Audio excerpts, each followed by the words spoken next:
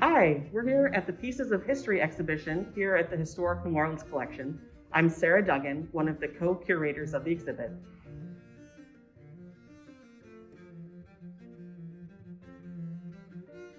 I'm here to talk about this beautiful quilt that we have on display in Pieces of History. It's a fantastic artifact. It has so much detail and color and texture. It's made out of old dress fabric, so it's a great example of the kinds of fashions that were available to women in the Gulf South in the mid-19th century. It's pretty impressive, the array of texture and color that's presented here.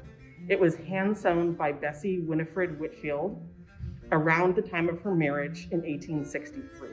And Bessie's family history is a great example of what was typical for many planter families who came to the Gulf South. Her father, General Nathan Bryan Whitfield, had come to Alabama from his hometown in North Carolina, along with some of his other relatives.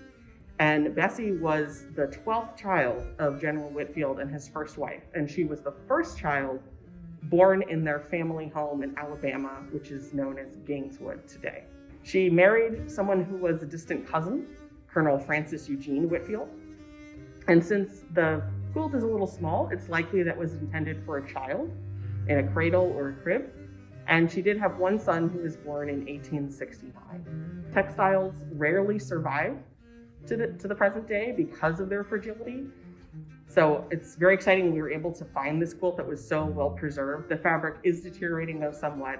And to keep it safe, our prep team built this fantastic cabinet that's at a 30-degree angle so that it's visible, but there's not too much stress or strain on the fabric. So keeping it safe for future generations to study and enjoy is absolutely a priority of ours.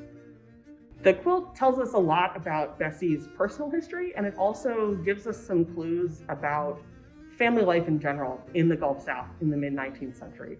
And it's also a reminder that for every white, wealthy, landowning family in a plantation house, there were many other families living on the same property with the same hopes and dreams for their children. There were hundreds of enslaved people growing cotton on Bessie's father's property at Gaineswood. 1870 census records list not only Bessie, her husband, and their infant son, but also another Black family that lived with them. Presumably they had been enslaved by Bessie and Colonel Francis, and then were living with them as paid domestic servants after emancipation. And in the second family, Lee Whitfield was working as a laborer. His wife, Asenath Whitfield, was working as a cook. Their 10-year-old daughter was attending school, which would have been illegal while she was enslaved. Her parents were illiterate, so this was an exciting new opportunity for their family. And then the second Whitfields also had themselves a baby son who had been born in 1870 and was the first member of their family born free.